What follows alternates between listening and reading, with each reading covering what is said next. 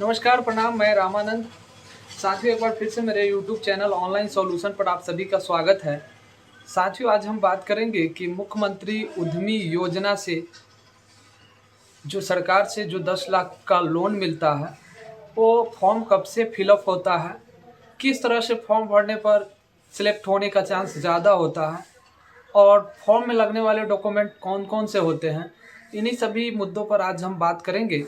तो बात करने से पहले अगर आप मेरे चैनल पर नए हैं तो कृपया हमारे चैनल को सब्सक्राइब कर लीजिए और बेल आइकन को भी दबा लीजिए ताकि इस तरह का इन्फॉर्मेशन मैं आपके साथ हमेशा शेयर करता रहूं।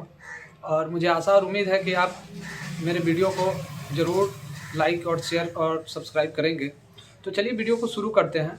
शुरू करने से पहले मैं आपको बताना चाहूँगा कि बिहार उद्योग विभाग बिहार सरकार द्वारा प्रति वर्ष जो है मुख्यमंत्री अनुसूचित जाति, अनुसूचित जनजाति, अति पिछड़ा वर्ग, महिला और युवा उद्यमी के अंतर्गत सभी कैटेगरी वर्ग के लोगों को एक चांस देती है फॉर्म भरने का। अगर उस फॉर्म बेस पे अगर आपका सिलेक्शन होता है तो सरकार आपको 10 लाख तक का उद्योग लगाने के लिए लोन देती है, जिसके तहत आप एक अच्छे से अच्छे व्यवसाय को शुरू कर सकते हैं और एक अपना उद्योग स्थापित करके ज़िले में और देश में, साथ ही साथ बिहार में अपना वर्चस्व और नाम हासिल कर सकते हैं। तो इसकी जो फॉर्म का डेट होता है, कब से शुरू होता है, कब से इसका फॉर्म भरा जाता है, बहुत से स्टूडेंट का ये सवाल होता है या कैंडिडेट का ये सवाल होता है कि सर हम फॉर्म तो भरते हैं लेकिन हमारा सिलेक्शन नहीं हो पाता है। तो मैं आपको बता देना चाहता हूँ कि फॉर्म में सिलेक्शन किसी न किसी डॉक्यूमेंट की वजह से नहीं हो पाता है और अधिकांशतः इसमें बहुत कम सीट होती है, तो इस वजह से भी सिलेक्शन होने का चांस बहुत कम रहता है। लेकिन अगर आप कोशिश करते हैं अच्छे डॉक्यूमेंट्स के साथ, जो जो मांगी जा रही सूचना है उसके साथ अगर आप डॉक्यूमेंट लगाते हैं तो निश्चित रूप से आपका सिलेक्शन होने का चांस बढ़ जाता है। क्योंकि ये मेरा एक्सपीरियंस है। 22-23 द्वितीय वर्ष में मेरी पत्नी का सिलेक्शन हुआ है। उस बेस पर मैं आपको यह एक्सपीरियंस शेयर कर रहा हूँ कि कौन कौन से डॉक्यूमेंट लगाने पर चांस होते हैं इसमें सिलेक्शन हो जाने का। तो चलिए हम आपको बताते हैं कि डॉक्यूमेंट कैसा होना चाहिए और ये फॉर्म कब से फिलअप होगा। तो पिछले साल 22 में यह फॉर्म जो है नवंबर और दिसंबर के बीच भरा गया था।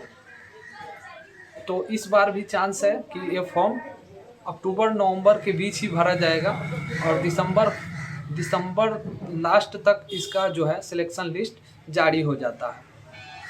जनवरी से इसका ट्रेनिंग भी शुरू हो जाता है।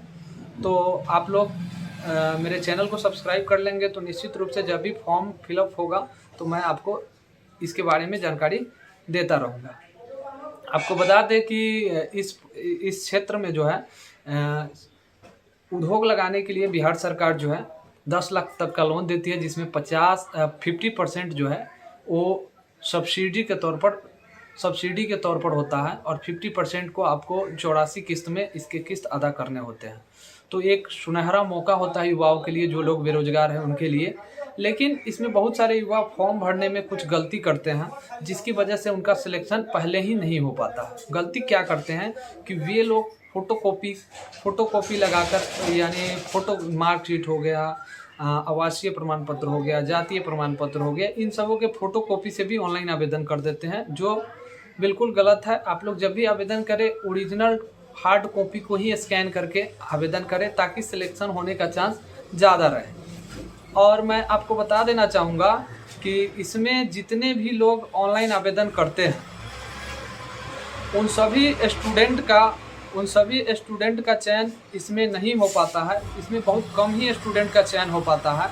तो इसके पीछे कारण ये होता है कि फॉर्म की जो संख्या होती है वो अधिक होता है और चयन की जो प्रक्रिया होती है वो बहुत कम होता है। जैसे पिछले साल 8 ही हज़ार लोगों का चयन किया गया था और फॉर्म लगभग लाखों में भरा गया था। तो इस हिसाब से आप लोग जब भी इसका ऑनलाइन आवेदन करेंगे तो निश्चित रूप से डॉक्यूमेंट को ओरिजिनल ही स्कैन करेंगे ताकि किसी तरह की दिक्कत ना हो। जातीय, आवासीय और आय प्रमाण पत्र जब भी आप इसमें लगाएंगे तो करेंट ही लगाएंगे। बहुत से स्टूडेंट इसमें करते क्या है कि जातीय, आवासीय और आय प्रमाण पत्र 1 साल पिछले का ही लगा देते हैं। तो ऐसा आपको नहीं करना है। जो भी डॉक्यूमेंट आप लगाएंगे करेंट, कलर और ओरिजिनल डॉक्यूमेंट स्कैन करके इस फॉर्म को भरेंगे, ताकि किसी तरह की सिलेक्शन होने में कोई समस्या ना हो। इसमें आपको करना क्या है कि इस योजना में आपको फॉर्म अप्लाई करने के लिए कुछ महत्वपूर्ण डॉक्यूमेंट है जिसको मैं बताना चाहूँगा।